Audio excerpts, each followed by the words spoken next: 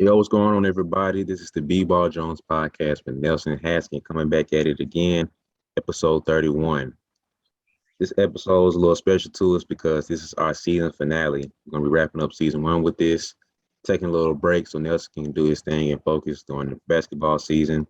And hopefully, when we come back after his season, he can show us, his championship ring, how he did his thing, and tell us how he dominated the conference and all that good stuff. So yeah, season finale, wrapping up season one. It's been a long journey. Took a minute to get here, but we're here now. So how you doing, Nelson? I'm good, brother. Happy to be here, man. How about yourself?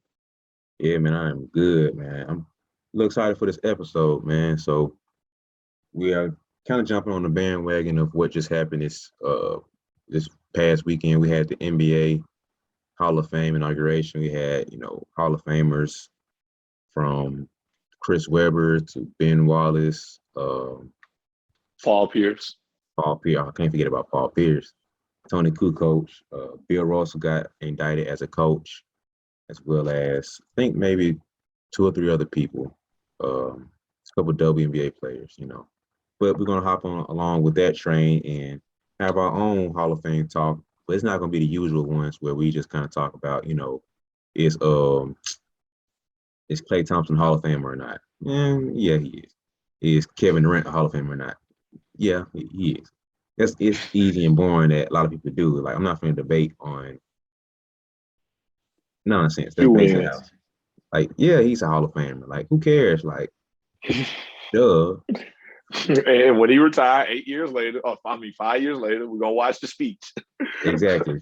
So we're gonna get into the nitty gritty of this, man, and just really have a good talk on these players we feel like are Hall of Famer or borderline Hall of Fame. They're missing one or two pieces in their resume to really solidify them. So I'm gonna let you start off first, and you do your thing, and we're gonna have this talk about who you feel your Hall of Famer is. So who you got first up?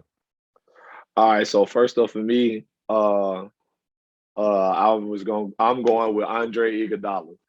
So Andre Iguodala that um is a guy that I feel like is that borderline Hall of Fame inductee. He could go either way.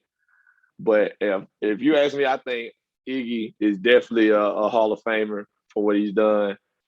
And we all pretty much remember that Iggy, was part of the Golden State Warriors championships. He won 3 championships with the Warriors and was Finals MVP for one of those, as we all remember. And so, that's already like high praise and a big resume builder for anybody. If you can win 3 championships, even if you aren't uh, the best players on those teams, if you won 3 championships, you did something. And then for him to do that, not only that, but also win a Finals MVP while playing alongside Steph Curry and Klay Thompson and Draymond Green, and for him to win that Finals MVP, that says a lot. And a lot of people feel like that was a little undeserving, but that's between them and the Lord. So all we can do is work with what we know, and we know that he won it. But not only that, a lot of people forget that Iggy's best years were not with the Warriors. I think we have a little recency bias because Andre Iguodala has been in the league for uh, 16 years, and we kind of forget that because we have a little bit of recency bias. We just know what he's done recently with the Heat, the year they went last year in the bubble. But his best years are really with the 76ers, and where he averaged over 15 points a game for 5 years in a row, and 5 plus assists and rebounds for 5 years in a row. He also was all defensive first team in 2013, all defensive second team in 2010, and he was all rookie team. His rookie season. Dollar used to be a dunk like master. He used to be known for his dunks more than his defense. Because now we kind of look at Iggy as a great defender, a 3-and-D guy. Well, not much threes, but like straight up defender and kind of a leader for a team. But back in the Philly days, when he played for a little while with Allen Iverson and stuff. Back in the Philly days, Iggy would put it on your head like Vince Carter style. And I want to say he was in a couple of slam dunk competitions. I don't think he ever won, but he was in a few of them. So I feel like Iggy has a pretty good resume. Not one of the guys that are just shoe-ins, but if you ask me, I definitely think he deserves it. And part of what goes into if you go into the Hall of Fame or not will be who else is in your Hall of Fame class, like who retired in your same season to 5 years from now will be inducted with you. So that plays a part in it. But if you ask me, if the class isn't too great, like if he don't retire in the same year as LeBron and Kevin Durant and Steph Curry, I think he's pretty good. So that's my first one. What you say about Iggy, brother? I wouldn't say he's not a Hall of Famer. I think he kind of comes down to what you were saying earlier. Like he might not make it depending on who's in his class, because I don't think there's ever been a Finals MVP to not be in the Hall of Fame. I have to look that up, but I don't think that's a thing.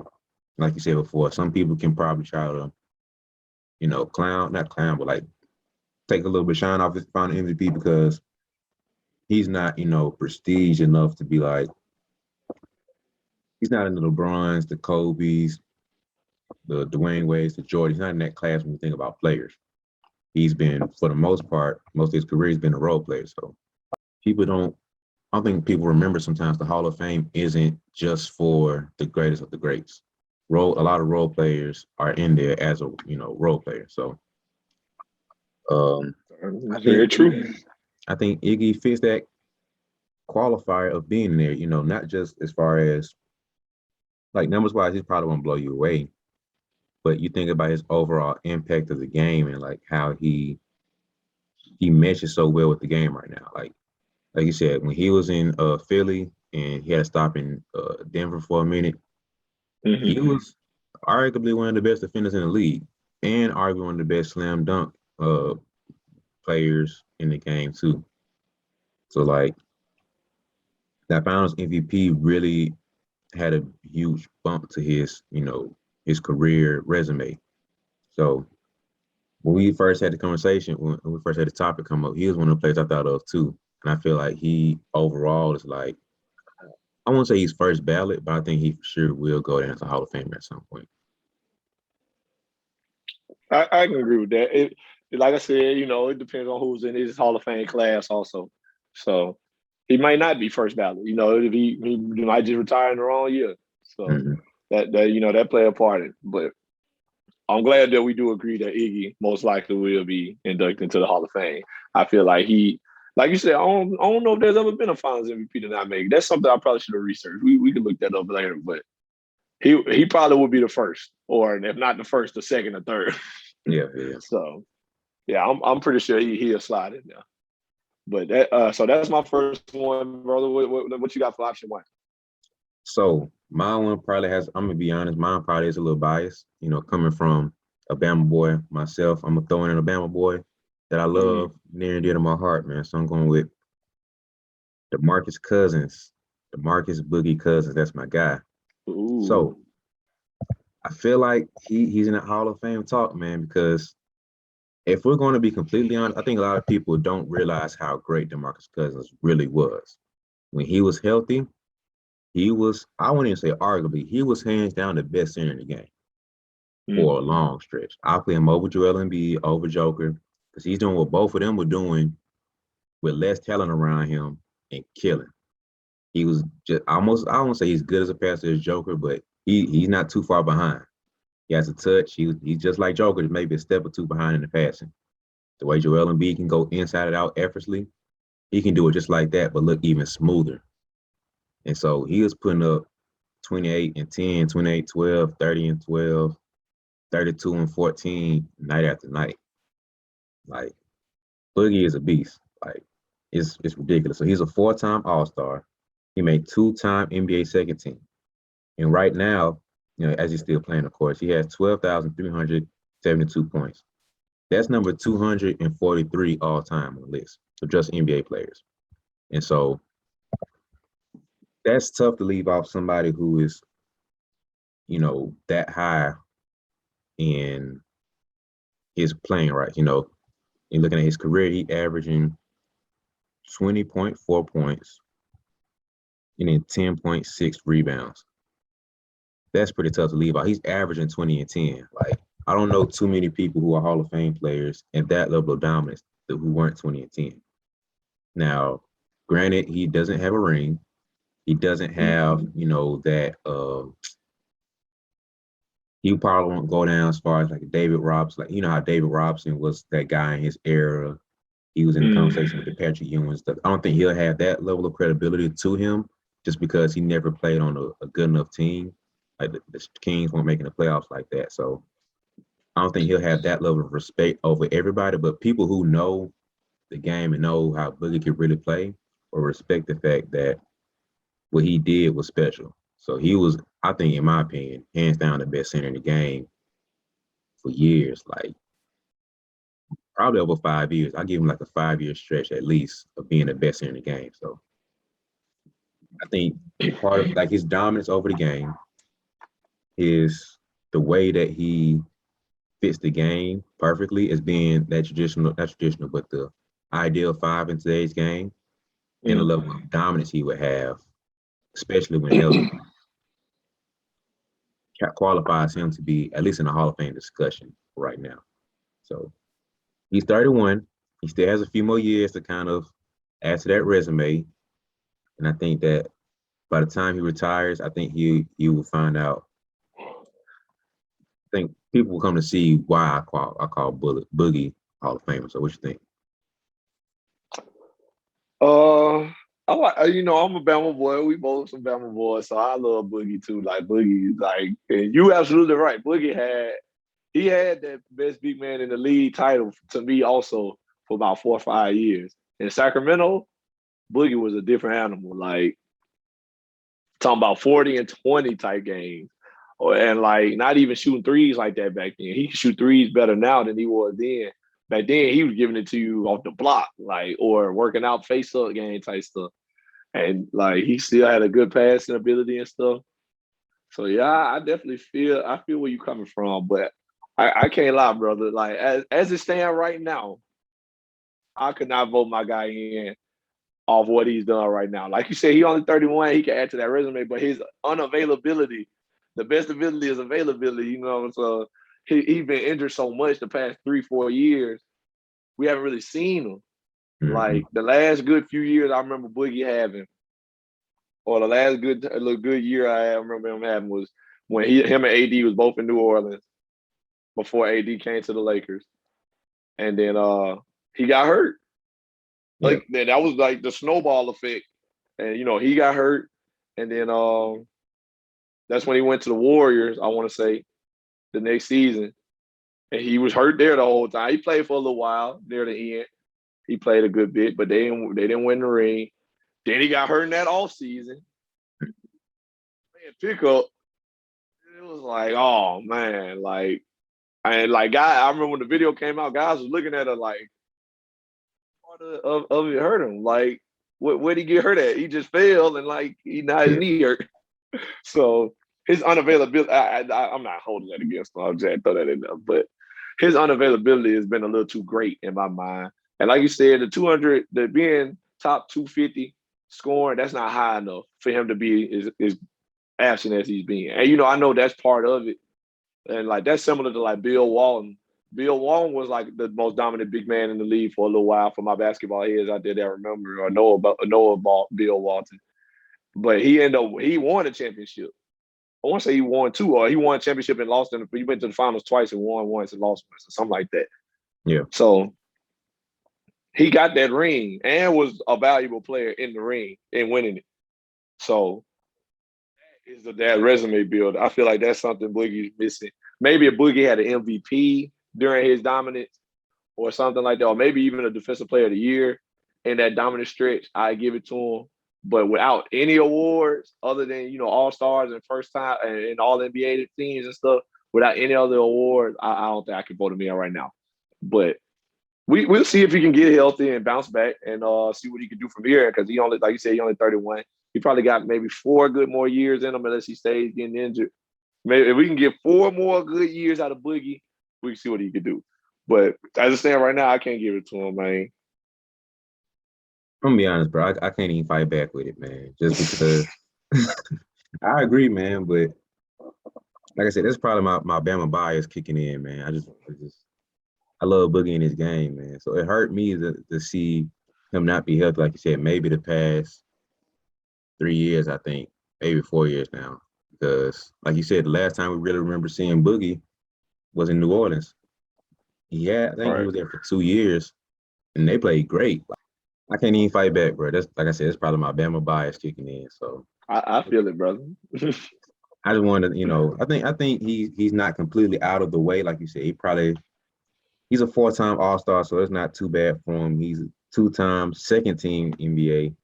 It's not first team, but respecting that second team still means a lot to me. But I can't even fight back on it, man. So I rest my case with Boogie, man. You can go ahead with your next one.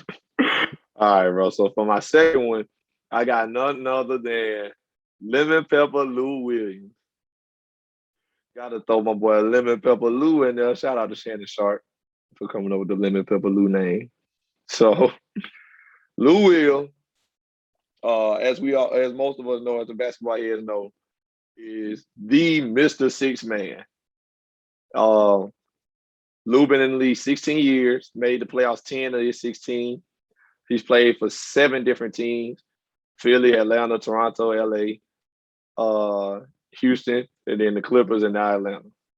Now, only thing about Lou is Lou's never been an All-Star, but that's pretty much apparent when you realize that he's been coming off the bench most of his career. He's never really been starting most of his time playing, but he's turned his not starting into 3 Six-Man of the Year awards more than anybody else in league history.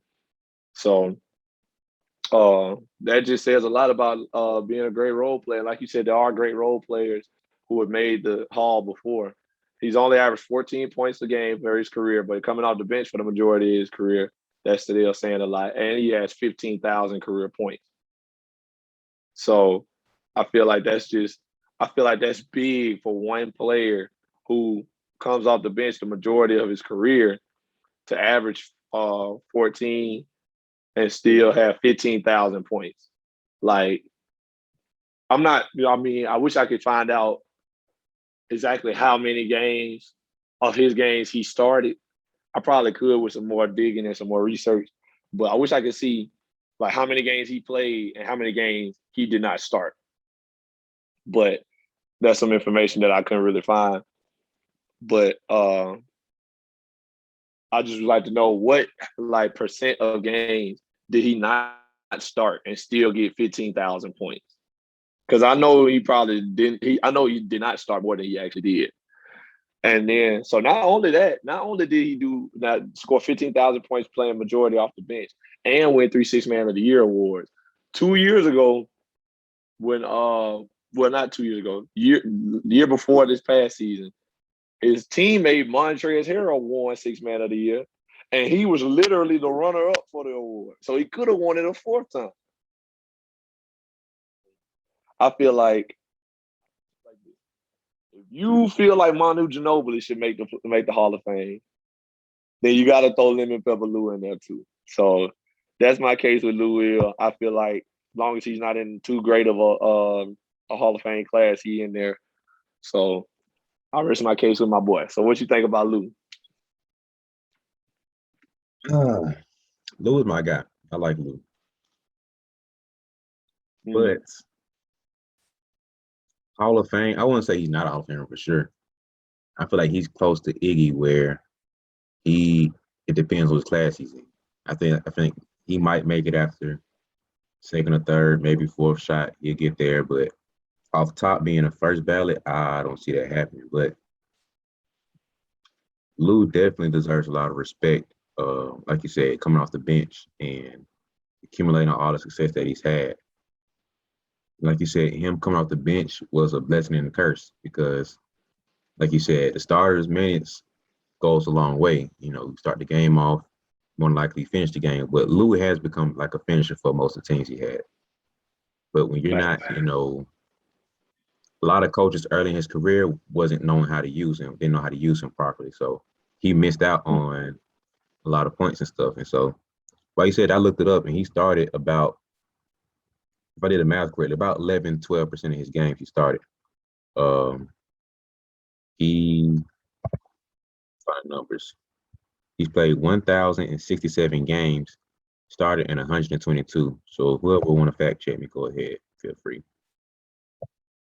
And like he's not they're not even known as a starter, so that kind of hurts him as far as a Hall of Fame case numbers wise, but impact wise, he's still there overall. So I don't know, man. I feel like the difference between him and Ginobili right now is the rings. The rings bump him up a little bit more, and his playoff impact, well, Ginobili's playoff impact was a little bit harder just because, like I said, he's had more playoff exposure. And that's hurt in Lou Will's case right here. But I feel like player for player, I don't see why Ginobili would be in and Lou Will wouldn't be.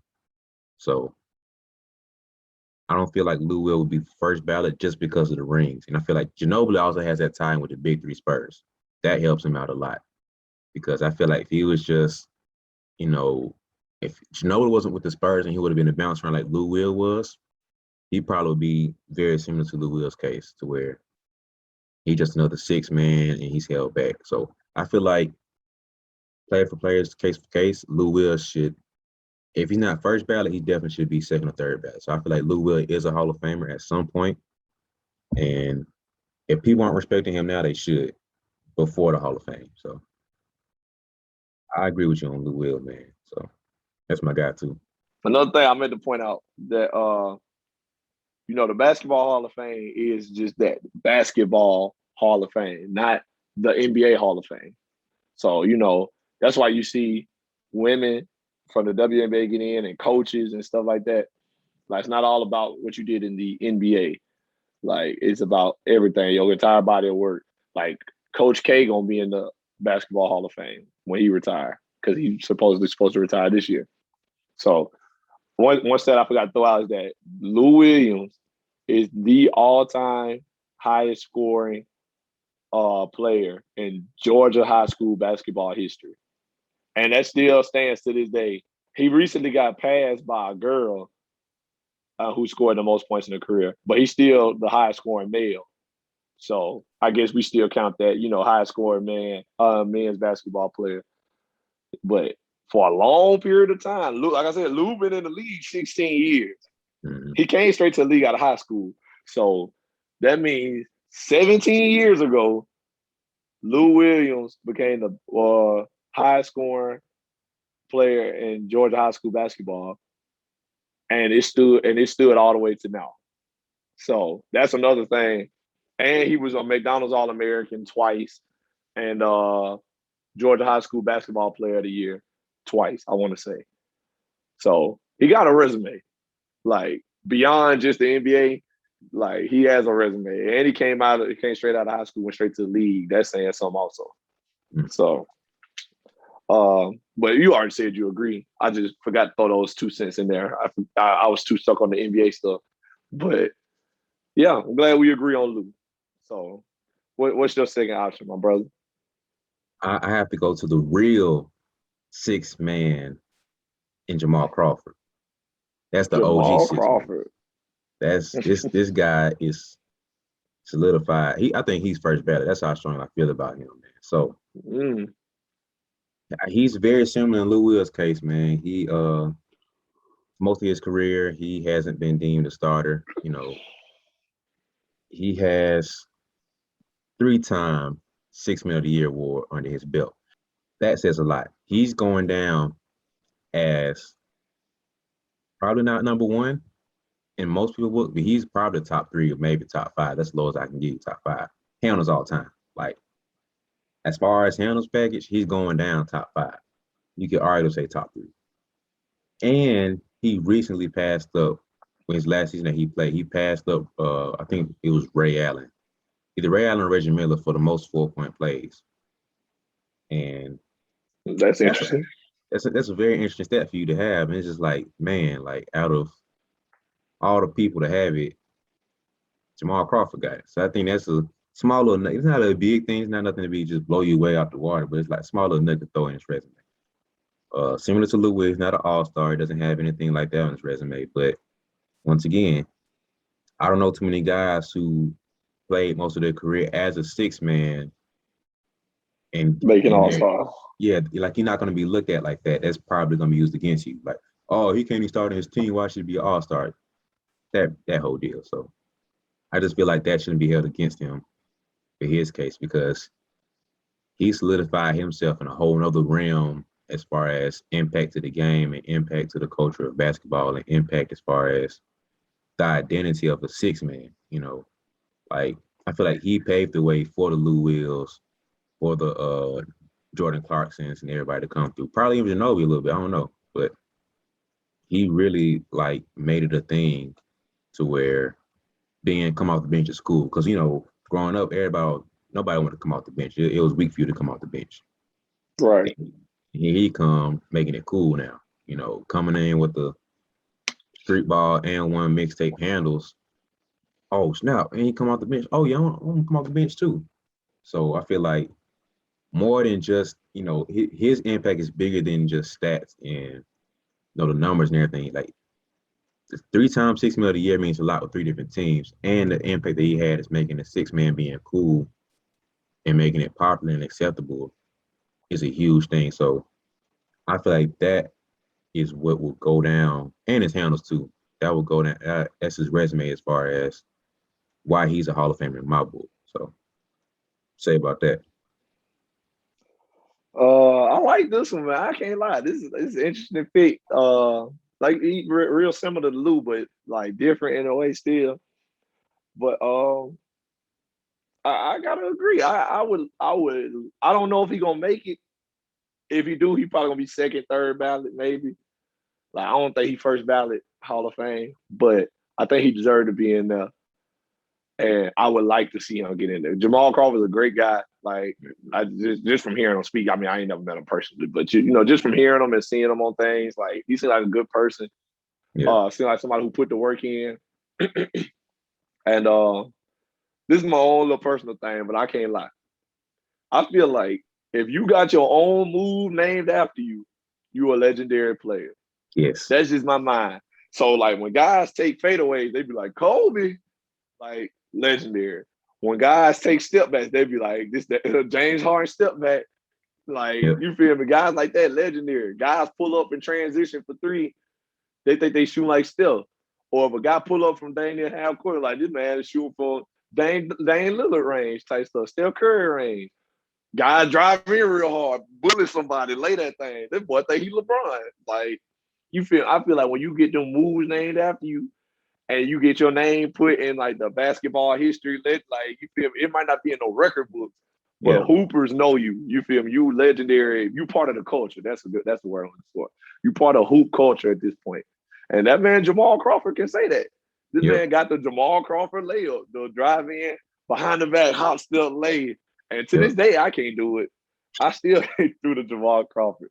He like behind the back one way and hop step the opposite way. And I'm just not coordinated enough to do it and then catch the ball and still make the lay. I'd be all out the way and don't have the angle to the backboard and jump.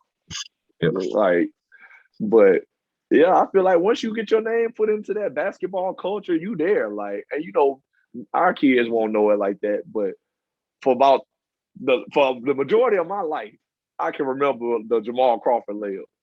Like, I remember like being in practice, like in high school, like, hey, can y'all do the Jamal Crawford layup? See if you can do the Jamal Crawford layup. And Mm-hmm. then dudes will go in there and behind the back and hop step and lose the ball and they'll go out of bounds. Yep. And this man was doing that in games. Pop, hot still lay. Like, I hope you could put some of the film in there of him doing it. Like, I feel like once you put your name in basketball culture, it's there forever. I feel like. And like, we gonna remember it until we die. Like, Yeah. and then one day we gonna see like a young cat do it like 10 years from now, somebody like John Morant or somebody, or maybe like somebody we ain't even seen yet come out of nowhere and be in the league. And he gonna do the Jamal Crawford layup. And folks gonna be like, oh, that's the John Morant layup. Like, nah, Yeah. that's the Jamal Crawford layup. And don't Yeah. you ever confuse it again. So yeah, I would love to see Jamal make it. Just almost simply for that. Like, he didn't put his name into basketball culture. And he'll be remembered for his handles and stuff like that. Created his own move, stuff like that. Like, should be in the Basketball Hall of Fame, not the NBA Hall of Fame. Like some people think, the Basketball Hall of Fame, I feel like he deserves it for stuff like that. Yeah, and I feel like just that reason you said before, like like I said, number wise and everything, he's not Hall of Fame. Just being real, like number wise, he's probably averaging in the teens as far as points and stuff. Like his numbers is not what validates him. His impact on the culture is what validates and credit who he is. Like you said, I forgot about the whole move thing. Like that's a whole other thing that we can get into. Like not too many people have a something that they can trace and put an ID on. Like you got the AI crossover, you got the Hardaway crossover, you got Kobe fade, the Jordan fade, the LeBron chase down block. Like you can ID something like, oh, he's trying to be like Steph and pulling from three. He's trying to be like Daniel pull from three. Tim Duncan shooting off the backboard. Once you get identified with that, especially like we said again, he's not an all-star player like that. So for somebody to be able to ID something with you and you're not a Hall of Fame, you're not an all-star or superstar player like that, that solidifies you in the culture in a whole other way. So his impact on the game and the culture is what credits him to be a Hall of Famer. And because of that, because of he's only a culture impact, I feel like I don't know who the voters are, but more than likely they don't understand the culture like that. So he might not be first ballot. But the Hooper, like I said, Hoopers know. So it's like we're gonna be looking at the Hall of Fame like Jamal Crawford retired. Why is he not Hall of Fame? Like he's eligible. Why is he not Hall of Fame?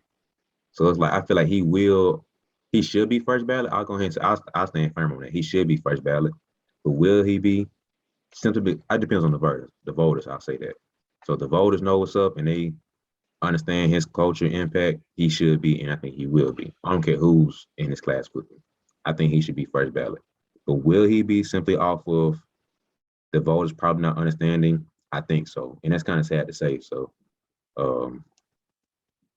that's my last little bit for Jamal, man. Like his culture impact is really what solidifies him.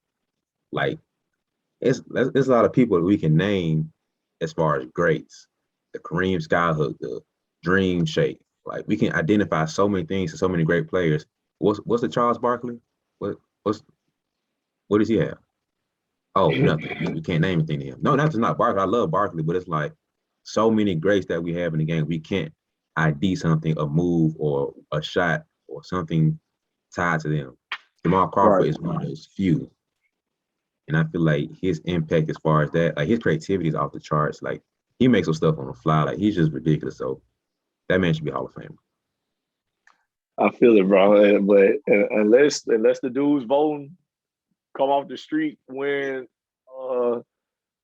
shorts and doing the 11s, I don't know if they voting them in like that. Like you need some hoopers in there voting, not some dudes in suits.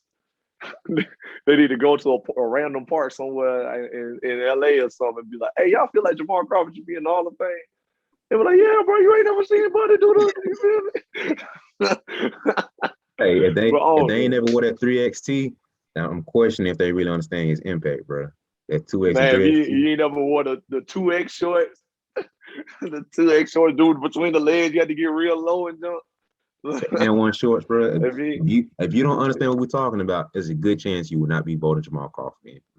That's my last little piece. That's all I'm gonna say. So on to the next one. My next guy that I want to talk about is Brad Beal. That might surprise a couple people. I chose Brad. You know, Brad feel relatively young, kind of, but believe it or not, Brad been in the league 9 years, and he's made the playoffs 5 of the 9, so more than half of his time in the league. He's also been an All-Star 3 times, and All-Rookie team his rookie season, and has made an All-NBA 3rd team.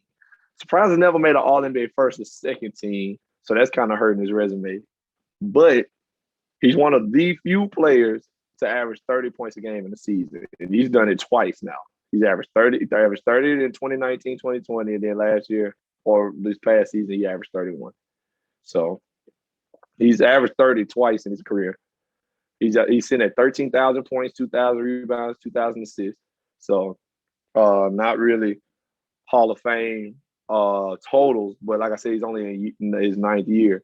So he got plenty of time to try to catch that up. And, like I said, he averaged 30 points twice in a row. So if he keeps that up, ain't no telling where that total can end up in the end, points wise at least. And but Brad is just another one of those guys. Like he doesn't have Hall of Fame awards and things of that nature, and he may not have the accolades that some guys have, but we that are currently watching him know how bad how big of a bucket he is, and just know that it's kind of due to circumstance that he's not getting some of the recognition he probably deserves.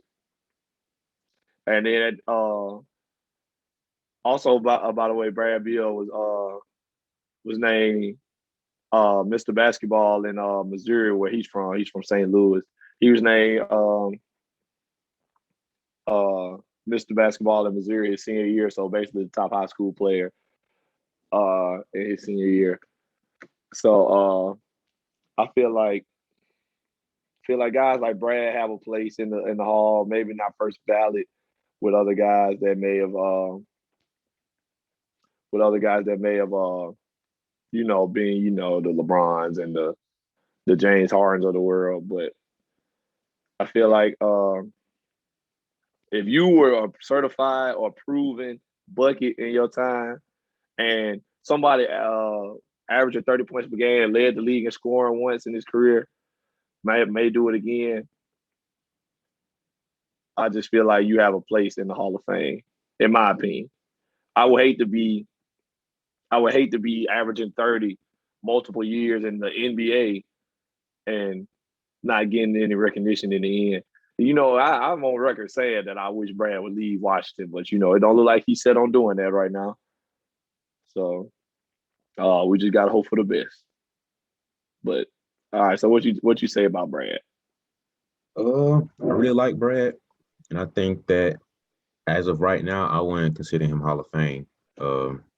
Like he just now, the past 2 seasons, like really tapped into his superpowers. Like he really tapped into like even getting in like the mention of, you know what I mean, like one of the better players in the game. Like he was before last season, he was just considered like, man, if he A good can, player.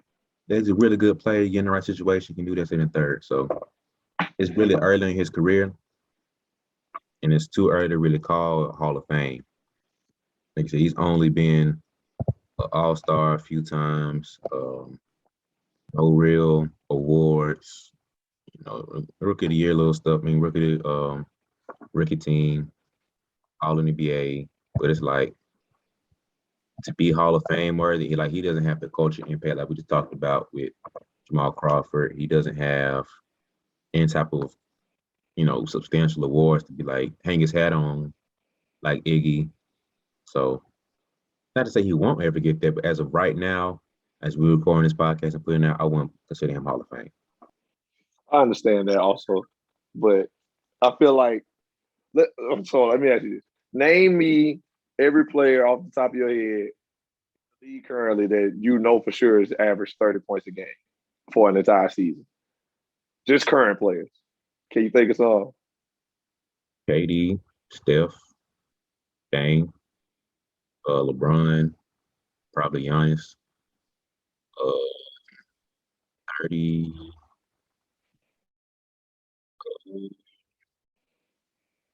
I'm going super blank right now. There's probably at least 4 more guys I could probably put on that list. But those are the only people that come to mind right now. You missing somebody there I thought you were gonna say first. Gotta say KD. Oh, Westbrook. Harden. Who am I missing? Nah, you said Harden now. You took you a while to say James Harden. I thought you were gonna say him first. He came to my brain, but he probably didn't come out. Yeah. That man almost averaged 40. I can't forget James Harden. That's what I'm saying. That's why I was shocked. Like he ain't said James yet, but okay. But out of all current players in the league right now, wants to average 30 points a game or more are LeBron James, Mm-hmm. Steph Curry, Kevin Durant, James Harden, Russell Westbrook, and Bradley Beal. So 6 players, not Giannis, not Dame Lillard. Like, even though I love Giannis, but not even those guys have averaged 30. Not who else? Said Kevin Durant. Kevin Durant has, but not Dame, not Giannis, not Klay Thompson, not Embiid, not none of them. They've not averaged 30. The other best scorers on their teams, you feel me? 6 current players have ever averaged 30 for an entire season. LeBron averaged 30 on the dot, like 30.0. So he was on the verge of not even being on that list. But 6 current guys, and the guys I mentioned, they solidify Hall of Fame. I said LeBron, I said Steph, I said KD, I said Westbrook, and I said James. They all solidified pretty much in my book. James probably like the lowest on that list, and he pretty much solidified himself. He got an MVP. The only one. I mean, he just don't got none of the hardware the other guys got. He don't have the MVP. He don't have the championship. He don't have the finals MVP. He don't have none of that. Like, but he averaged 30. One of 6 people to do it, and him, KD, and James only one to do it twice. So that means scoring-wise, statistically, I ain't going to argue who the better scorer between Brad Beal and James Harden and all them. But statistically, Brad up there. Like, Brad got the stats. So let's say he averaged 30 another year, and then, he still averaged 25 plus for maybe, let's say he goes 6 more years, he play 15. He getting 20,000. And so let me drop another stat on you that you may not know, another Hall of Fame stat. There's only been one player who meets the requirements who was like eligible for Hall of Fame induction. There's only been one player eligible for Hall of Fame induction to not be inducted into the Hall of Fame with 20,000 plus points. Did you know that? Mm-mm. So that player is Tom Chambers. That played for the Phoenix Suns a while back. He's got 20,049 points, so just over 20,000. He's the only player eligible to be inducted into the Hall of Fame to not be inducted after scoring 20,000 career points. And then there's some guys that's on the list that's just above him that aren't eligible yet. Like Joe Johnson is over 20,000 points, so we'll see if he get inducted. And some more guys. But he the only one that just was like, they just said no. Like, we're not taking time. So I'm pretty sure Brad gonna get in that 20,000 range. And if history serves, he's gonna make it into the Hall of Fame. If history repeats itself like they say, Brad gonna make it in there. So that's my spiel on Brad. You don't think he done enough as of right now? No. Because the Hall of Fame is about longevity in the career. And like like I said, he just tapped into a point where he's even being considered of like even being mentioned in any of this. Like, he doesn't have any hard, like you said, he might have the scoring capabilities of, like you said, a Harden and Westbrook, but Harden and Westbrook are the man on the team. They have been that for years now. They're seeing double and triple teams consistently for years now. So when, like you said, Brad's like 28, I think, he's just now tapping into what what Harden and Westbrook have been seeing since like 23, 24. And so I won't say he's not going to get there ever, but as of right now, he's a late bloomer. I'll say that. He's a late bloomer, and it's hurting his cause just a little bit. And so if he can consistently hold out, keep averaging, I'll say 27 plus for the next maybe 2 years, then he start really creeping into some talks. He has to get a little bit more hardware as far as, a couple more awards, the career builder, like you said, 20,000 points, accumulating certain things, getting into the playoffs. Like, he's on the playoff runs where he hasn't touched the playoffs in 3 years? So that's hurting his cause a little bit. He was in the playoffs this year. They just got beat in the first round, lost in 5. Oh, yeah, I forgot about that. But what I'm saying? Like stuff like that hurts his overall career better. Like I don't think there's a Hall of Famer who just like not Hall of Fame. There's a Hall of Fame player that's not playoff rotation. Like, yeah, I might not have won a ring, but I did some damage in the playoffs. He doesn't have that in his resume yet. So maybe in a couple years he can do some things like, and he wasn't even a number one guy on most of those playoff runs. That was really John Wall's thing. So I'm not saying he's not ever going to get there, but as of right now, I can't, agree with that one. I like Beal. I think he's a good hooper. Like I said, in a couple years he'll get there, but Hall of Fame worthy, not right now. I understand. Like I said, I feel like he gonna hit 20,000 if he can stay healthy and things go well. He'll hit that 20,000 points per game mark, and hopefully be on some All NBA teams at the least. If he don't plan on leaving Washington, I don't see a MVP or any kind of championship in his future. But hopefully he can get into some first team All NBAs, a second team, something that we can look at and be like, all right, we know he was one of the best in the league at least at this time. As of right now, we just look at him and be like, oh, well, he was getting off. That's all we look at it as. But I hope for the best for Brad because I feel like he's too good to let his talent. I mean, I feel like he letting his talent go to waste in Washington anyway. But at least let him get the Hall of Fame out of it, like so people will remember how good he was in his time. But that's it for me, brother. What you got next? So I'm going to go to his former teammate, like I just mentioned, in John Wall. So John Wall. My guy, John Wall, man. Let me start off with this. I wasn't going to do this. I just came to mind. John Wall has a song named after him. That is true. Oh, man. This man took Another Dance and rebranded it as his own. And from there, we got a song named after him. That's low-key Hall of Fame worthy. I ain't gonna lie. That's low-key. That's like the bottom level of Hall of Fame. He in the culture, like we somebody. He part of the culture now. He's in the culture. So that's like the bottom run. He's not, I won't put him as high as Jamal Crawford and like AIs and stuff, but he's in that conversation at least. So for anybody younger listening, you don't know, just Google. Like especially Kentucky days. YouTube John Wall. Hey, I remember being in middle school, we hitting that jump, bro. Like we was hyped. John Wall. Hey, John Wall. All right, bro. Then he did a little Dougie. He come in. Like, come on, bro. Like, I can't see us we look stupid. But anyway. That's why we don't let y'all see us. Hey. Oh, that's funny. But yeah, man. So John Wall. Let me get a little serious talk. So he's 5-time All-Star. He has been a menace on both ends of the floor. Like John Wall ain't just some slouch who just, can't really get it done. He gets done on both ends of the floor. Career-wise, he's averaging 19 points. You want to talk about his overall impact. He did a lot of damage in Washington, man. He has, after the Gil Arenas years when that whole situation came up, they were struggling to rebuild and everything. So he came in, they drafted him. And John Wall, it took a minute for him to get there, but he ended up, getting Washington name back up there a little bit better, city to go play in.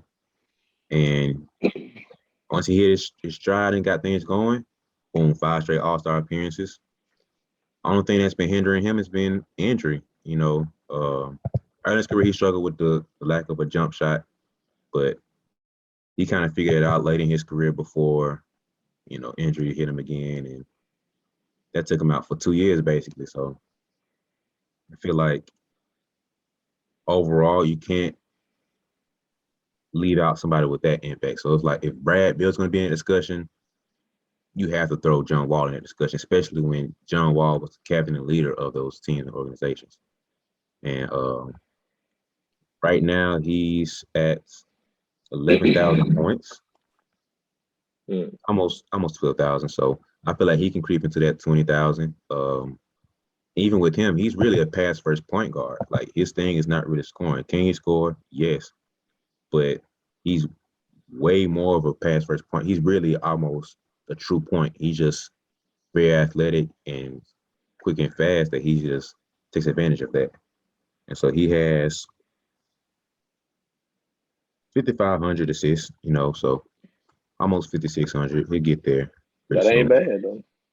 Saying so, it's like it's for him to be possibly a 20,000 point scorer in his career.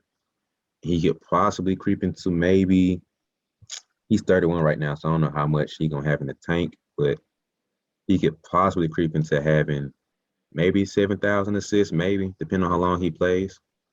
So I feel like overall he's definitely not somebody who don't look at him as being a Hall of Famer, but his age is the only thing that's really hurting him right now because he's 31. So I can see him possibly he just had talks of him possibly getting traded soon, so which is possibly a great thing for him, just depending on where he goes and situation he's in. So Right. maybe if he can get, like I said, get the points up there, gets a couple more stats up there. Doesn't have any all NBA talk to him. That's tough for him though, being he's all NBA 2016, 2017. My bad. He was all defensive team, all rookie team, and leave rookie of the year. So I feel like he's not too far out the punch of being a Hall of Famer. He just needs a couple more little tokens in there to really beef up his resume. So if he can get whatever team he goes into and get them to a solid playoff push, and at least get to a conference final, that's a big thing. Like I can't see him getting there without some type of accolade that we're throwing there. So I feel like the one thing that hurt his career has been his injuries, and then him being a point guard, really. Because especially in the East where you're going against the same guys over and over and over, and it's like you're not going to get that nod over some of those guys. So I just feel like overall, though, if you take in the fact that he was all NBA, all defensive team, rookie of the year, and he still has wiggle room to grow, he can develop and keep growing to where he gets to that point where it's like, all right, John Wall's at this, pinnacle in his career to where he's Hall of Fame, whatever. So how you feel about that? I like John. I really like John when he was in his prime Washington years. I used to love watching John highlights and stuff. And before I get my answer on this, I should let the people know John Wall was a part of one of what would turn out to be the best college rosters of all time. I don't know if people remember. John played for Kentucky, one and done.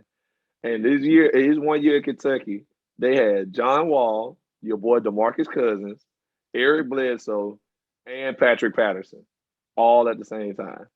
Yep. And Darius Miller had them all at the same time. And I just think that's crazy. And in John 1 year at Kentucky, for those who don't remember, John was, like I said, he was one and done. And he ended up being all SEC player of the year. I mean, he ended up being SEC player of the year, SEC rookie of the year, or I guess freshman of the year. Yeah. SEC tournament MVP. They won all the SEC tournament. And he was all region and all SEC team, obviously. So he basically, his one and done year in college, he was the best player in the SEC. And he played on the same team as DeMarcus Cousins, Eric Bledsoe, and Patrick Patterson, who all would turn out to be NBA players. So I think, that just adds to his resume. I just had to throw that in there for you. What I say about John is if John can play the remainder of his career healthy and get back to his old self for the next few years or what he used to be before these past 2 years of injuries, if he can get back there, then yes, I see him making it to the Hall of Fame. Maybe not first ballot, but he'll be in there. But he gonna fall the way of Boogie if he can't shake back and get back to what he used to be at least for a few more years. If he can't shake back for that, then I don't know. Because John was up there. John was Russell Westbrook before Russell Westbrook. It was Derrick Rose and John Wall for most athletic guards in the league. Like in them early 2010s, like 2009, 2010, 2011, when Derrick Rose was rookie of the year and MVP in the same year and stuff like that. This man, Derrick Rose and John Wall, was like, we saw them as like, dang, these the most explosive and athletic guards ever. And then Russ came along, and Russ was like that too, but then Russ got bigger and he still was athletic. So now we look at him probably as the most athletic guard ever. But John was up there before Russ. So I wish John would John deserves his respect. But if he can't rekindle some of that and maintain it for the next few years, then I don't see him making it. Like, it's just not enough as of right now. He gotta snap back and be John Wall again. Dancing and John. He gotta be that John again. Like, not no awesome 30 games and then out for the remainder of the year. Like, I hope that doesn't happen. I pray, he can bounce back and get some of his old athleticism back. But I think he will, because last season with the Rockets, he averaged pretty much 21 points, 7 assists, and 3 rebounds. And that's almost on par with some of his best years of his career. Like, his career best, he averaged 23, and the year before he was injured, he had 20.7. This year, he had 20.6. So I just feel like he's not going to miss too much of himself. It's just, like I said before, him getting in the right situation will really probably make or break his career. So right now, this year, it's going to be a very crucial year for him. Like, that'll push everything. So depending on where he lands and how he can perform out of that will determine everything. So if he ends up in Cleveland, I'm sorry, bro. Like, I'm sorry, bro. I hate it for you. You're my dog and everything, but you and Colin Sexton gonna have fun. Y'all gonna look nice, but well, y'all gonna have a good time, but it ain't gonna be a whole lot of winning. Yeah, so I feel like he can get back there, health wise. I feel like his Achilles and everything will be fine. Like I said, as long as he can stay healthy, like I said about Boogie, and he can just maintain what he did off of last year, like he building what he did off of last year. So I don't feel like he's gonna be too far off. But like I said, the biggest thing right now is the situation. So depending on where he ends up in his next few weeks or a month or whatever, will determine which direction his career can go. So that's it for me. I feel it, bro. All right, so next up on my list, we got none other than Mr. Kyle Lowry. Now, Kyle, as we all know, was finally rewarded for his loyalty to Toronto with an NBA championship thanks to Mr. Kawhi Leonard. But he still played a huge role in that championship. Him and Fred VanVleet and Pascal Siakam and the whole crew. They all played their part. That was one of the few championships where it wasn't just like a guy carrying the team. Now, of course, Kawhi was the best player, obviously, but guys did their part in that championship. Like, Kawhi would have 30 and Kyle would have 20, or Fred VanVleet would have 20, or Pascal Siakam might have 20. Everybody was they had a good surrounding cast, and he was part of that. So going into Kyle's career, he's played 15 years. Made the playoffs 8 of the 15. And then, like I said, won championship, and he's been an all-star 6 times. Not only has he been an all-star 6 times, but they've been 6 consecutive times. From 2015 to 2020, he's been an all-star. He hasn't missed a year. He's also been in the All-NBA third team once, and been he's also been in the All-NBA once in his career. So not just a standout player, as we all know. He's never been the best point guard in the league or nothing like that. But Kyle's just one of those guys that he does his part. He does his job well. He comes every night, and you know what you're going to get from him. He's got 14,000 career points, 14,000 points, 4,000 rebounds, almost 6,000 assists. So pretty solid stats for a career for 15 years. And he's recently been moved to Miami. And I feel like in Miami, he's got a good chance to make the finals this year. I feel like they got a great team. So, and it doesn't look like Kyle's done playing. I feel like Kyle's one of those guys. He can play for a long time. His game doesn't depend on his athleticism or anything like that. So I feel like he can play for a good while and be still consistent. Kind of like in that Ricky Rubio type of way, like could play for you for a long time before he really slows down. So he got a good chance to. I don't think he's gonna get to 20,000 points or nothing like that. He don't really score enough to do that, but he could definitely get his assists up to 7,000, maybe 8, and that's solid for a point guard. Like that's solid, and he got a ring, played a big role in the championship, started, and a 6-time All-Star. So I feel like he's done a lot for. I feel like he's done a lot for the teams he's played with. And not everybody can say they was an all-star 6 times consecutively. I feel like that's hard to do. So that's my spiel on Kyle Lowry. So what you say about my boy there? And he also played for Villanova and was all big made the Big East all Big East, all conference, whatever, in Villanova when he was there.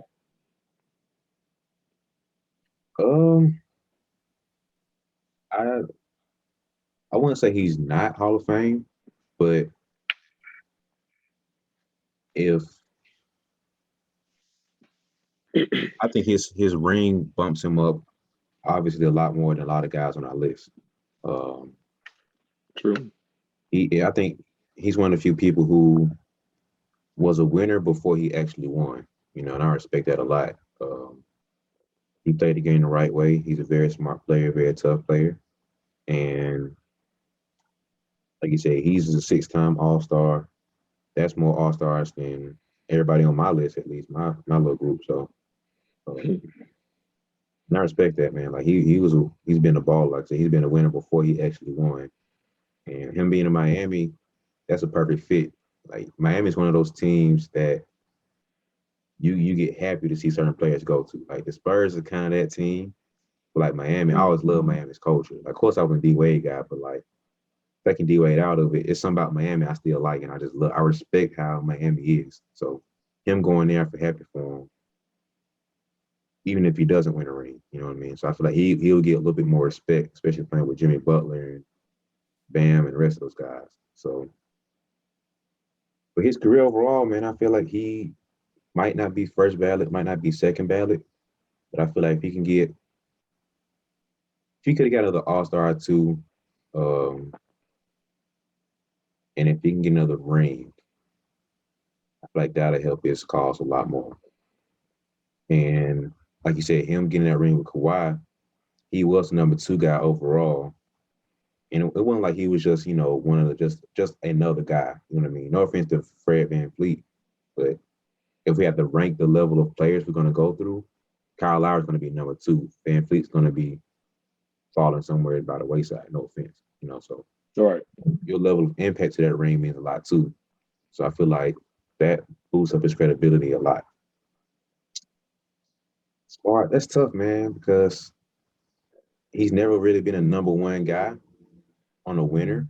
Like even when him and DeMar Derozan were together, he wasn't that guy per se. I think that was a little bit more of the DeRozan's team. So it's tough to say, man. Because most of his career early on, he wasn't really known like that. He didn't really have too much of a impact in the game in any kind of way. That's a tough one, man. It's really tough because he didn't really take off until his Toronto years. I have to say yes. I don't think he will get. I definitely don't think he'll be first ballot, but I think down the line he will get there, especially depending on how the rest of his career shakes out.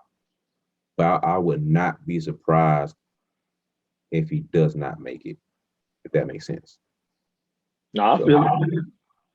That's a tough one, man, because like his career is kind of weird. Like early in his career, he wasn't really kind of like Brad Beal. Like he didn't really have too much to his career, really. Like he didn't have too much of a say on the wins and everything. He wasn't a number 1 guy. He was a role player, but he was a role player to non-winning teams. So now he's part of a winning team, winning organization to an extent. Still not the number 1 guy, and they're still not winning on that level. They finally get a ring, he's number 2 guy. So that helps him out big time. But like outside of that, he doesn't really have too much to beef up his career and his resume to say Hall of Fame. So maybe I would like for him to make the Hall of Fame, and I think he probably should. My heart says yes. I think my head saying no. That's why I kind of land on this. So yeah, because I like Hoopers know, like he's one of them guys where Hoopers know and respect his game. But he used to dislike Kyle Lowry so much because he would always take those charges, and it would frustrate me so much. Yeah. He led the league in charges. I remember they said that. Yeah, because it always used to be like some petty charges sometimes. Because like it's not like I'm going up for a layup or a dunk, you take that charge. No, it's like I'm coming down the court and you just stop in front of me. Like those used to frustrate me so much seeing him get those.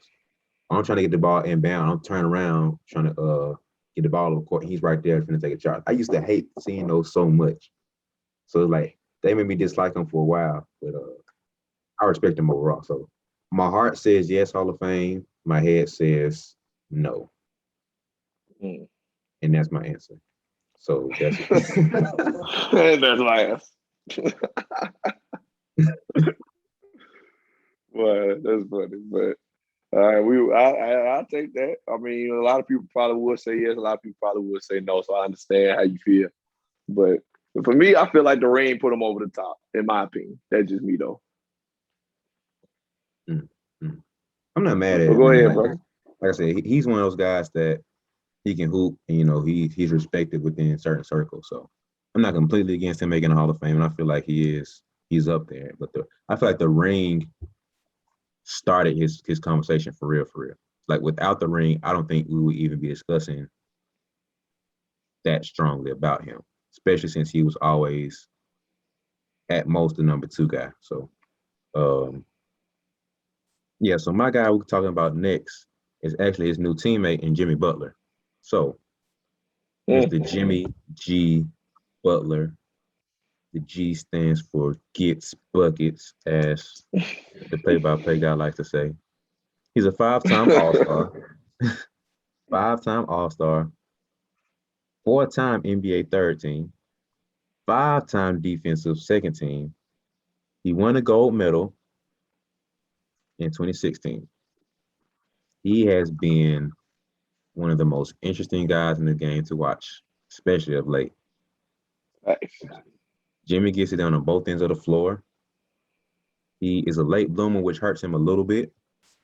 But I feel like he's on that career path of definitely being a Hall of Famer.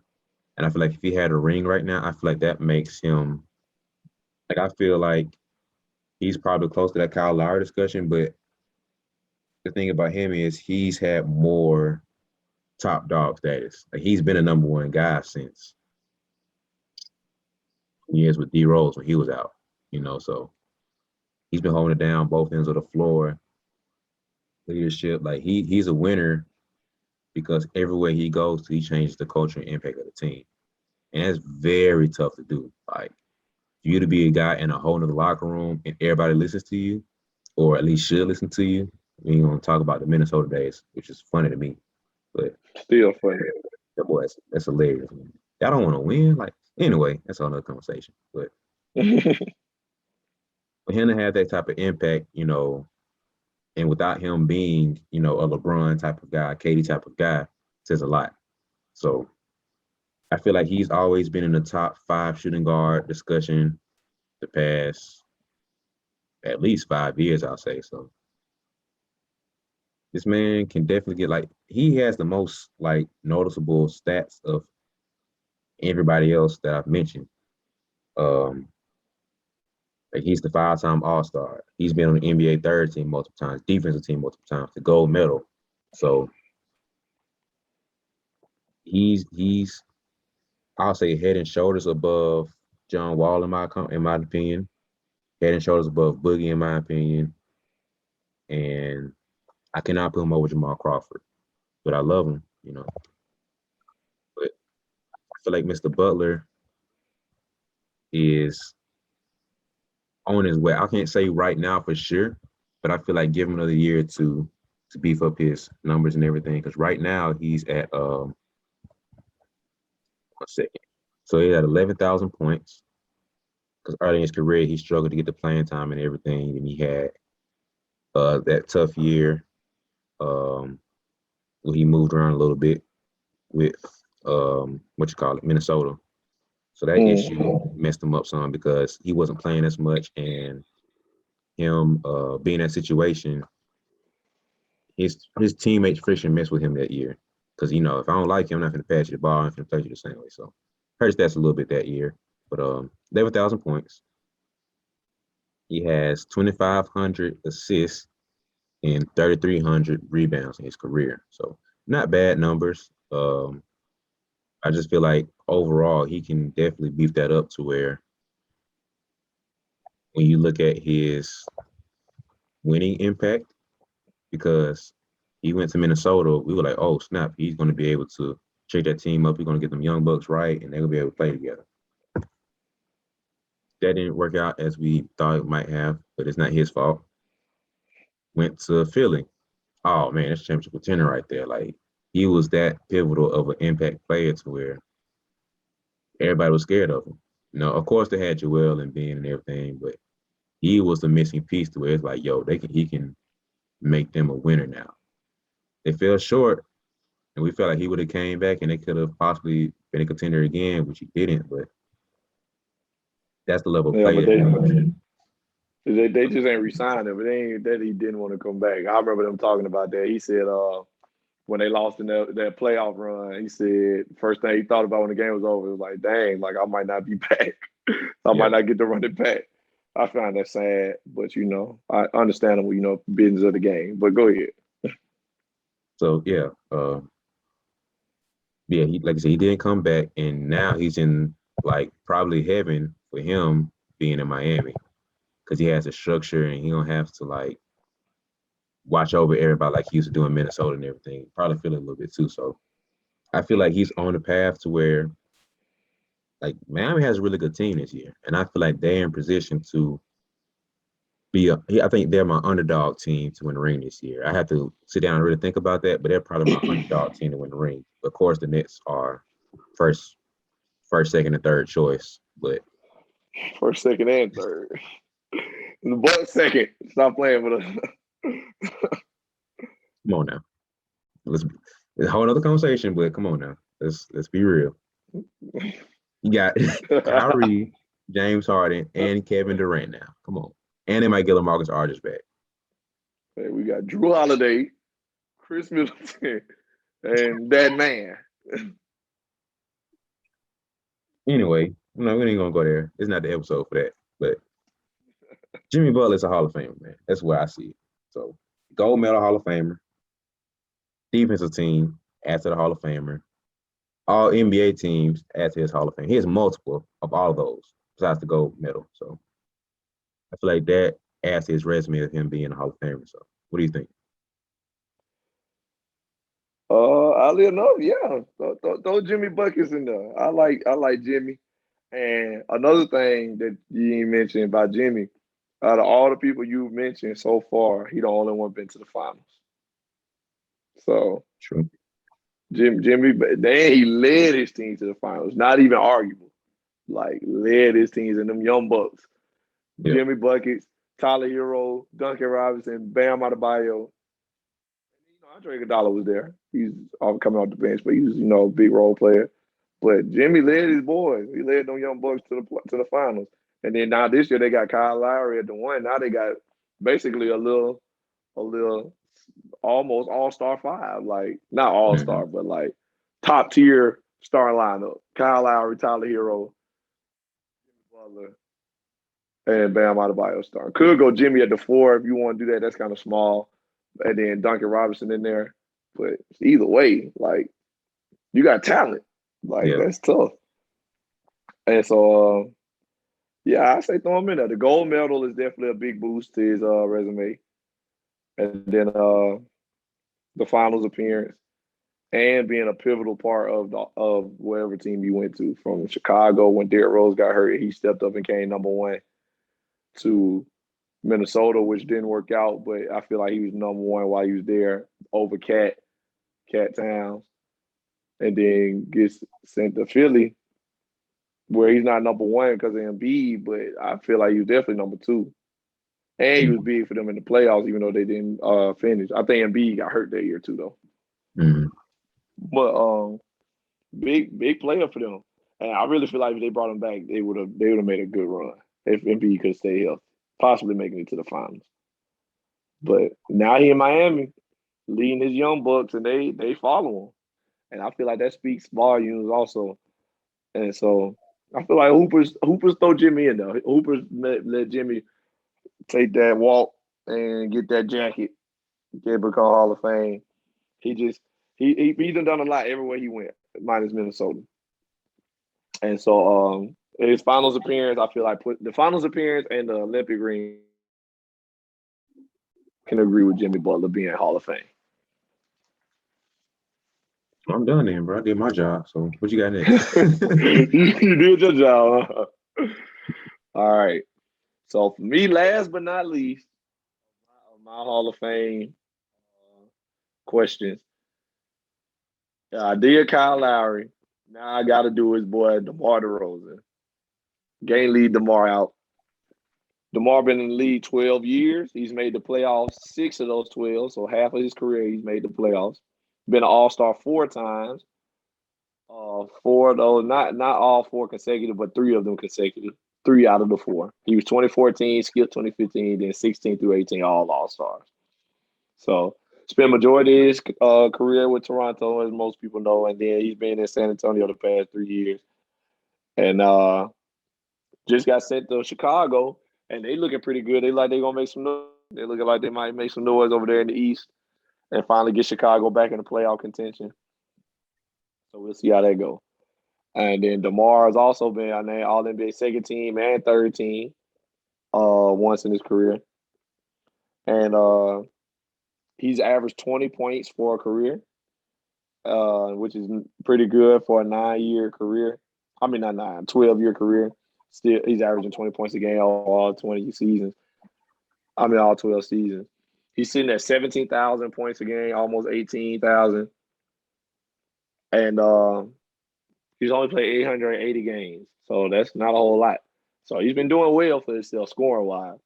And it's almost guaranteed that he's going to hit the 20,000 mark if he keeps playing at this pace. And he doesn't seem like he's slowing down at all, even though, he's at 12 years now. Let's say he get a good 3 more years, averaging 20 plus.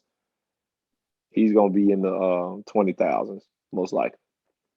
So, and like I said, only one player has ever not made the Hall of Fame after scoring 20,000 points for a career. So if history, why can I not talk?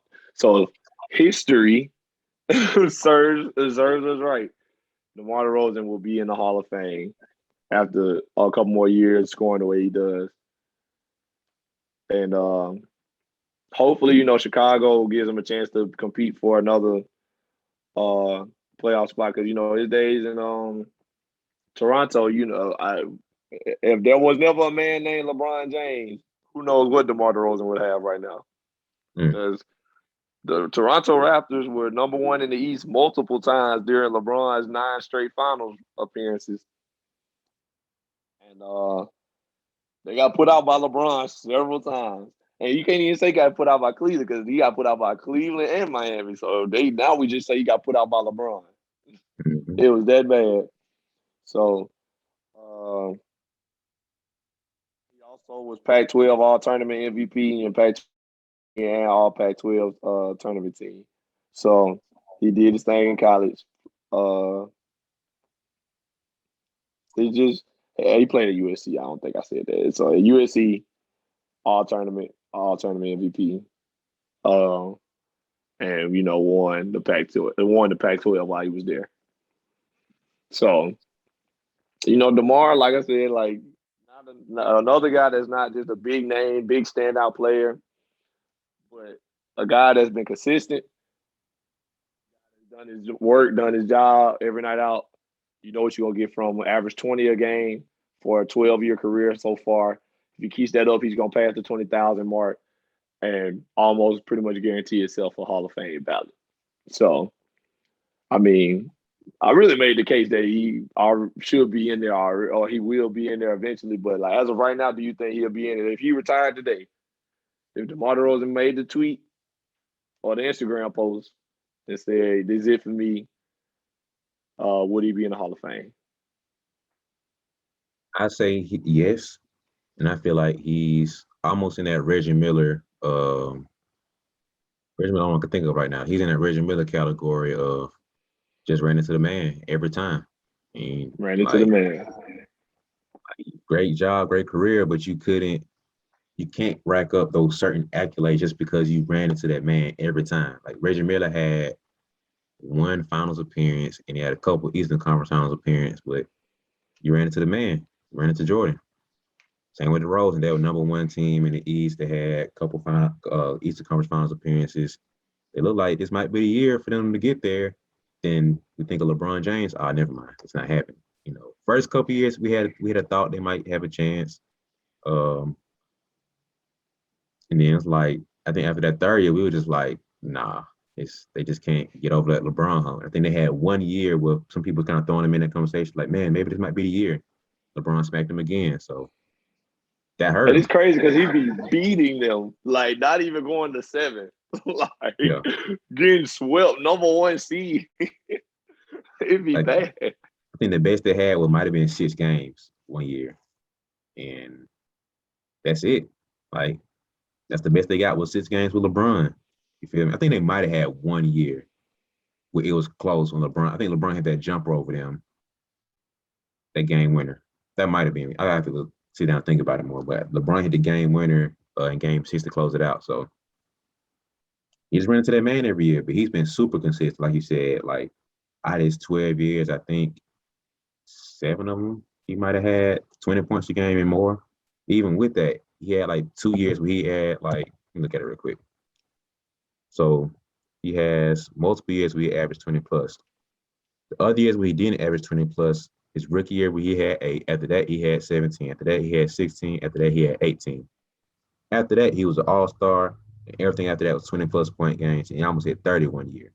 So that says a lot about him and his consistency for him to maintain that level of play throughout this whole time. So in my opinion, he should be Hall of Fame. Like he doesn't have everything as far as, the multiple all NBAs and all this other stuff and all that, because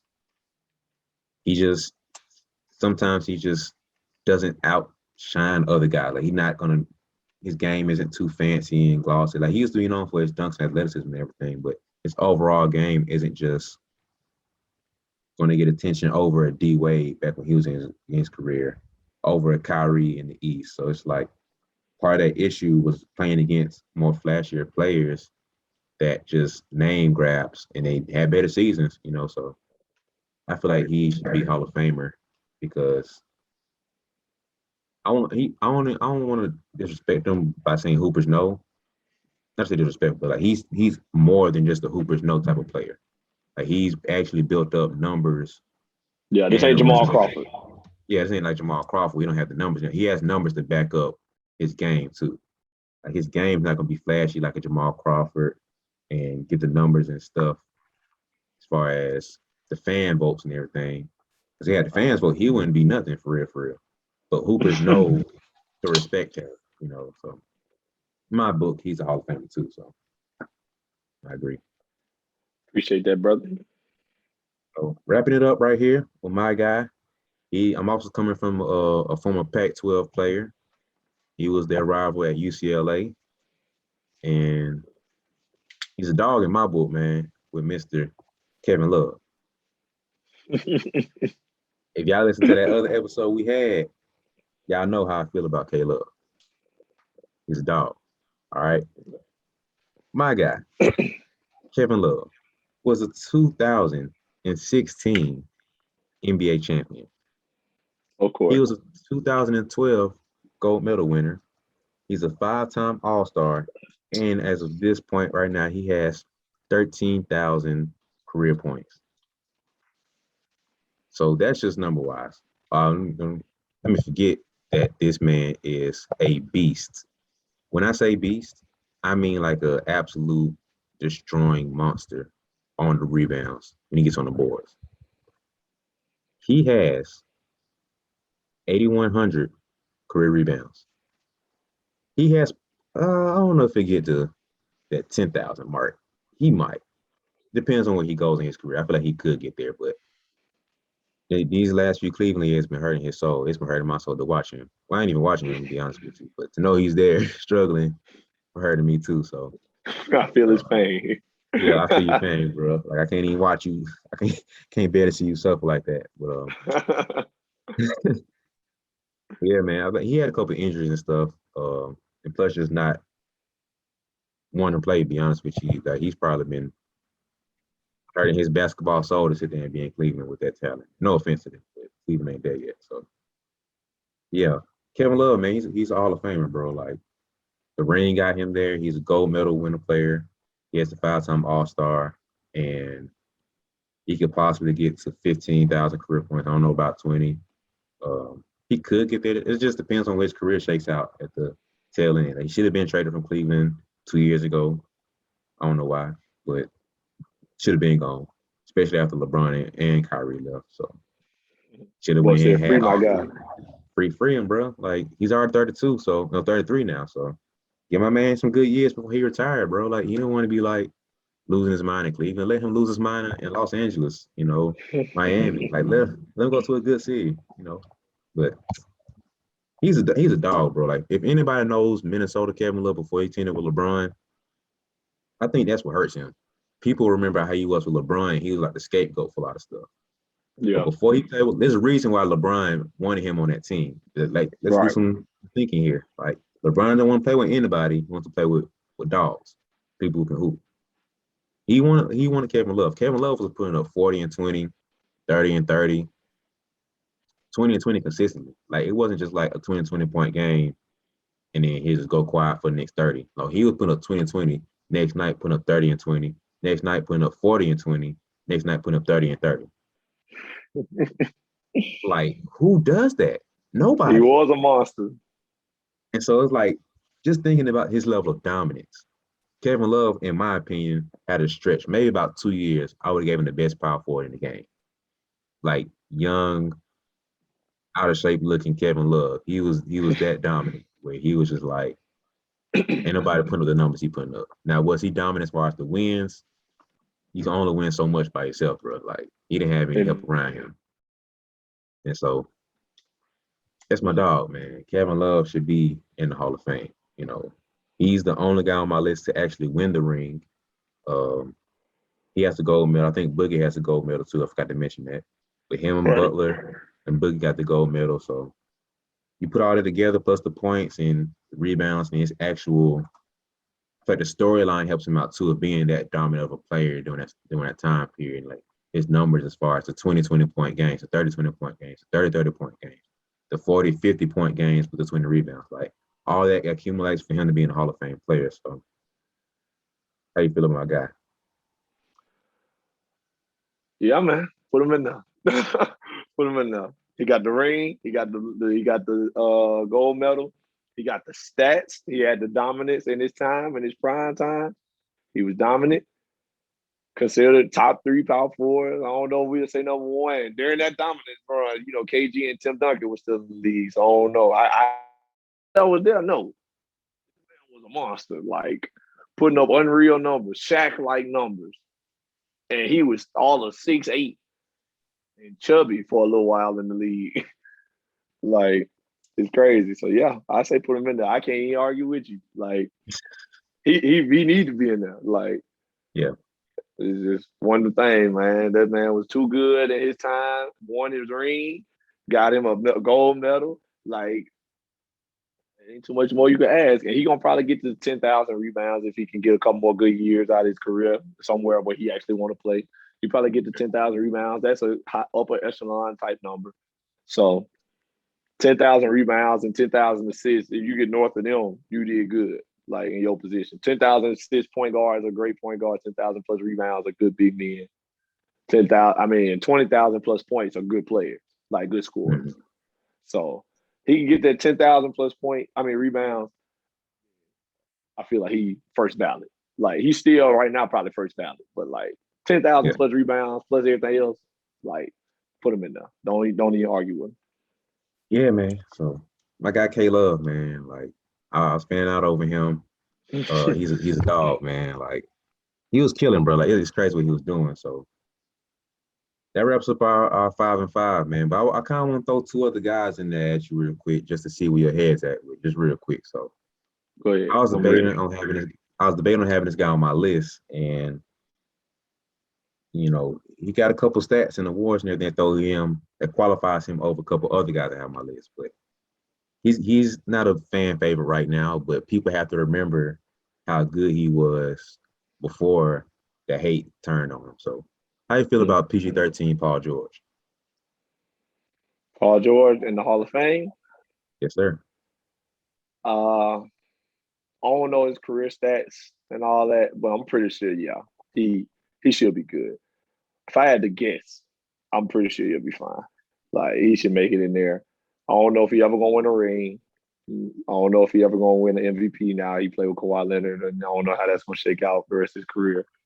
But at one point in time, Paul George was a MVP top 3 finisher candidate.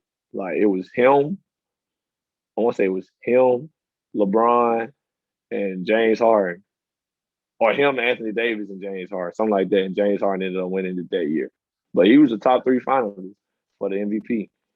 And so I remember how good Paul George is in his battles with LeBron when he was in Indiana and stuff like that. I feel like Paul definitely in there. If Dominique Wilkins in there, throw Paul George in there. Dominique Wilkins. All respect. I was like, dang, okay. Yeah. So this is the man with like 4 first names, Paul George. He's a 7-time All-Star, 6-time All-NBA player. He has a steel championship under his belt, 4-time All-Defensive Team, and he won Most Improved.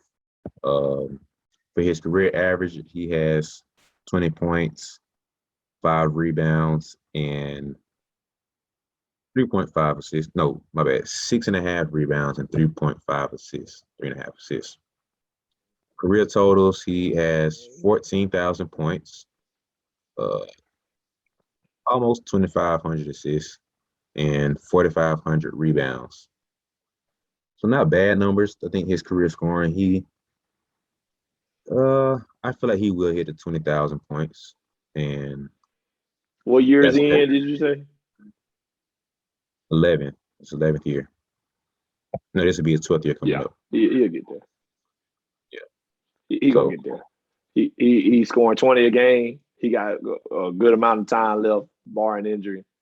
He should be straight. 20,000 points per game. Now, if he retired today, then no. But when it's all said and done, he'll be in there. So besides that year, he had that major injury. I believe this year this was. He had, if you exclude that year, he would have had 5 straight All-Star selections.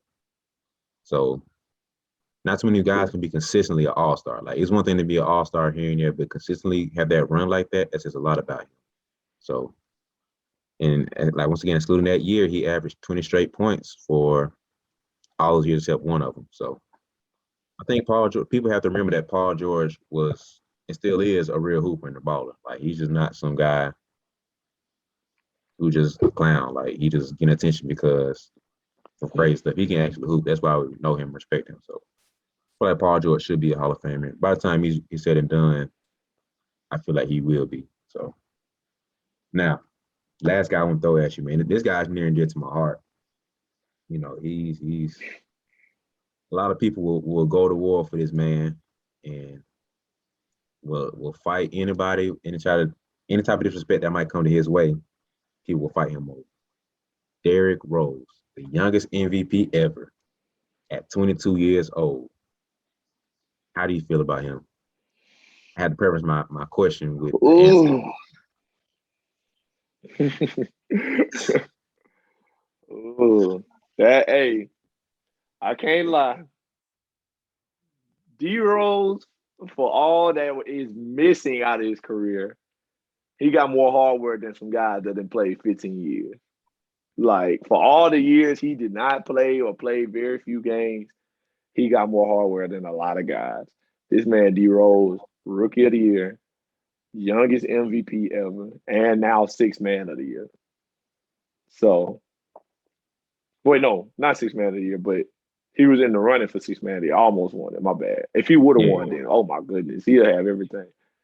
But I gotta say, yeah, like MVP and Rookie of the Year, the youngest MVP. So now he like historic type stuff. Now you talking about history.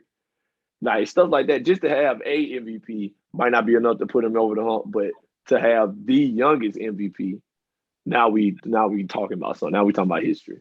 So I feel like that's enough. That and the Rookie of the Year, and then his team was #1 seed when he was healthy in that MVP season before he got hurt. Then he just couldn't rekindle that. He comes back, gets back to playing like his old self, scores 40 that night. And fans out here crying because D-Rose out here hooping. 50. And we never thought we'd see it again. 50, yeah, 50. We never thought we'd see it again. D-Rose out here, we get 50. People crying, sad. He crying in the post-game interview. And like, my heart tells me to say yes. Like, if I'm voting, I feel like when it's all said and done, D-Rose finished out the way he's been playing, being a consistent, great role player. He'll never be an all-star again, most likely. But, doing what he's doing now, if he can finish out his career doing just that, if I'm on the Hall of Fame induction committee, I can't say no. I'm like, man, this dude came from the top, fell to the bottom, worked his way back, and played a great career in the end. So I ain't no way I could take that away from him by saying he's not a Hall of Famer in the end, if I'm voting on it. That's just how I feel, though. And D-Rose, part of that culture, like we said, out of the concrete of Rose came. I remember that commercial. I associate that phrase to D-Rose now. Yeah. Like when people say a Rose grew from the concrete or whatever, I think about Rose like every time. Yeah. The guys older than us will probably associate that with Tupac. It's probably from him, but we associate that with D-Rose. Yeah. That's D-Rose thing now. That was in his commercial when he was big and when he was probably the best, most athletic point guard ever at the time. It's just got to get it to him. Like, yeah, I'm not going to be the one. If I'm voting on it, I would not be the one to keep him out. If he finished his career the way he playing right now, this is enough. Like, from where he came from, Rookie of the Year, youngest MVP, #1 seed, 23 years old, leading his team to the playoff #1 seed, gets hurt, never can bounce back. We thought it was over, like it was ACL, then another ACL, then a meniscus, then another meniscus. It's terrible. And then to go from that to being almost Sixth Man of the Year on a good team in the Knicks, and they go to the playoffs. And you a pivotal part of that. If he finishes his career like this, I'm not gonna be the one to be like, nah, he don't deserve to be here. I can't. It will hurt me. And I feel like I can't wait for him to be inducted into the Hall of Fame just to hear his speech, because I know it's gonna make me cry. It's gonna be sad. It's gonna be sad and happy. But yeah, bro, I'm glad you threw him in there. You probably should have made him one of your things. That should have been your last one, one of your original lists. Because I want D-Rose to be in it. I feel like fans want him to be in it more than he might have deserved to be in it. Yeah, I'm gonna play devil's advocate though. So 12,000 career points, only 3 All-Star appearances. Hasn't touched the All-Star since 2011-2012 season. For a career, he averaging 18.5 points, averaging 5.5 assists, a little over 3 rebounds. Granted, bad. It's not bad, definitely a solid career. But if you look at the whole scope of things, yes, the MVP is amazing. Youngest MVP, All-NBA, All-Rookie Team, Rookie of the Year. That's amazing stats. You said almost Sixth Man of the Year. But you look at the totality of the thing overall, right? So he was here, hit a pinnacle, and had a sharp fall. Not that his fault, just injury, Right. Gonna rekindle it for maybe at least 5 seasons in a row. So I feel like he's almost in a boogie cat class of the best ability is availability. Even though he had a higher high than pretty much anybody on both lists. None of these guys are MVPs. D-Rose hasn't touched the finals and he's not doesn't have a ring, but as far as individual player, like the highest award you can get as an individual player is MVP. Facts. I mean, next to finals MVP, but only so many amounts can get that, even touch that, because you got to be in finals, of course. But Right. the fact that D-Rose has an MVP and is the youngest MVP says a lot. But you have the youngest MVP, and then you just plummeted so hard, man. So, but it's not because of skill or nothing. It's just literally because of injury. He couldn't stay healthy. So, right. My heart says automatic yes. Like I told you, that's my boy, man. That's my guy. But looking at his career in totality, as far as the stats, looking at the numbers, that doesn't give me enough. Even his impact.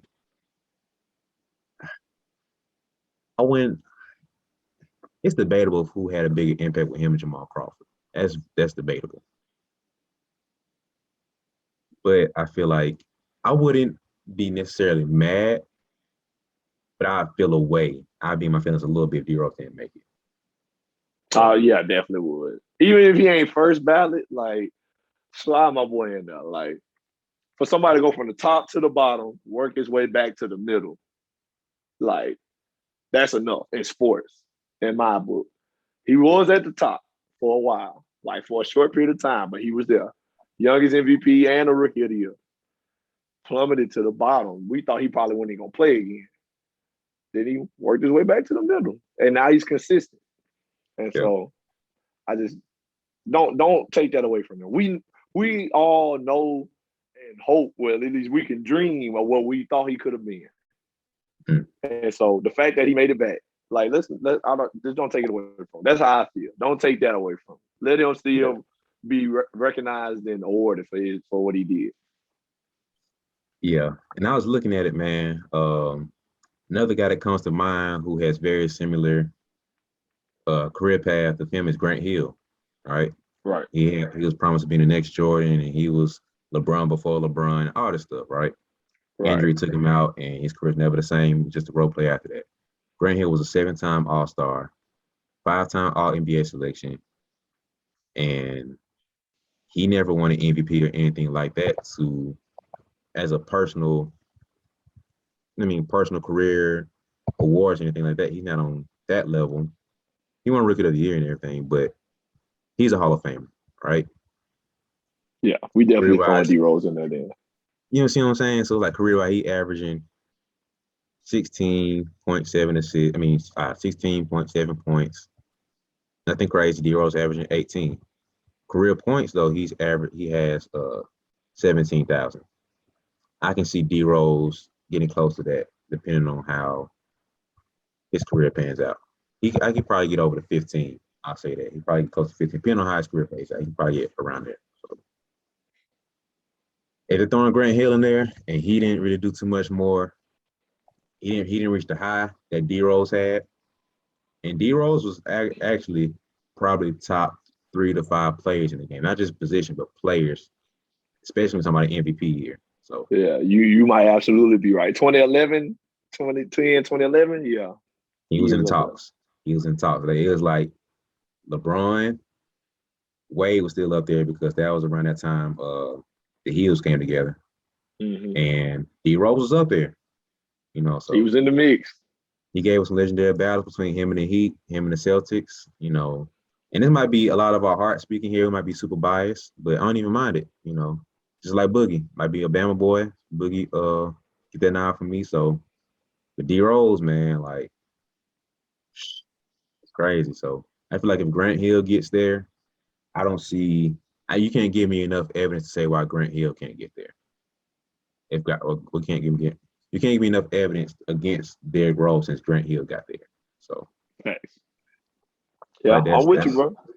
But that's a good case for him, man. So I feel like out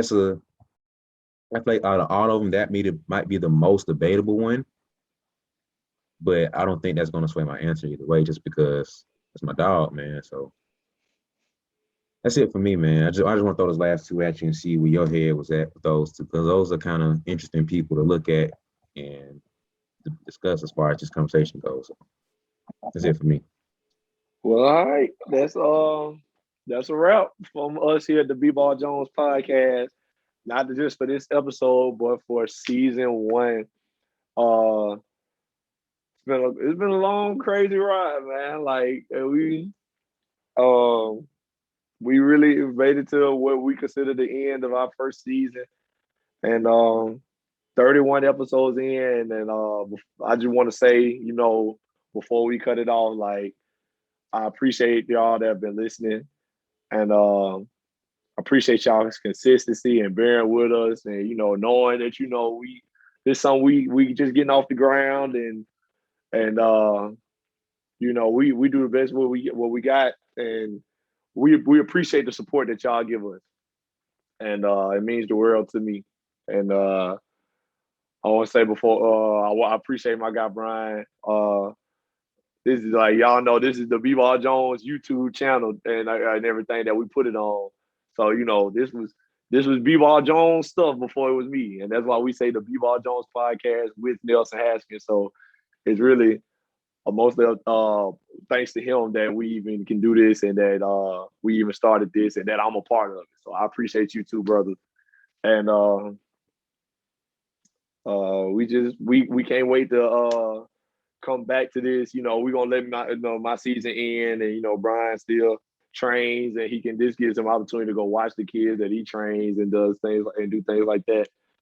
And we can't wait to get back to it and give you guys even more. We got a lot of stuff planned for season two, a lot of more great topics, a lot of more great information to give you guys. So we hope that y'all come back to us when we get back on. And anything else you want to tell to the people before we get out of here? Well, I appreciate that, man. But yeah, man. This season's had its highs and lows. It's been fun for us, but this is the first. It's our rookie season, man. So we got it. We had to go through our learning pains. We hit that wall a little bit, a couple times. And it was a little frustrating in certain pockets, but we here, man. We graduated. That's got it done, man. So I appreciate everybody that's been listening to us. Especially those that's been consistent. We appreciate all interaction, all love given to us, every comment, every like, every click of the video, everything, every play through, Apple Podcasts, Google, however you listen to us. We appreciate every last bit. Every share of a post, everything, all of that stuff means a lot, So everybody support us online, offline. It all adds up and means a lot to us. So I appreciate it. Appreciate my guy Nelson rocking with me, sticking with me throughout this whole process. Really couldn't have done it without him. Means a lot to have, especially somebody that's family, man, seeing you since you were younger, get to this point and still want to rock with you, and believe in the vision and dream. So that means a lot. So thank you everybody that's been rocking with us through these 31 episodes. And honestly, man, I feel like season 2 is gonna blow this out the water for stuff we got planned. Like we already planning for season 2. I've been planning for season 2 for a couple months now. So it's that's You how I ready for it? am. But yeah, man. So that's all I got, man. I appreciate it. I'm very grateful. So that's it for me. All right, y'all. Make sure y'all follow us on social media one last time. Follow my guy Brian at B-Ball Jones. That's B-E Ball Jones on all social media and YouTube. And make sure you follow me on Twitter at NellyH34, and add me on Facebook at Nelson Haskin. We like to keep the conversation going over there. And make sure y'all like and subscribe, share the episode. And once again, we appreciate y'all. We love y'all, and we out.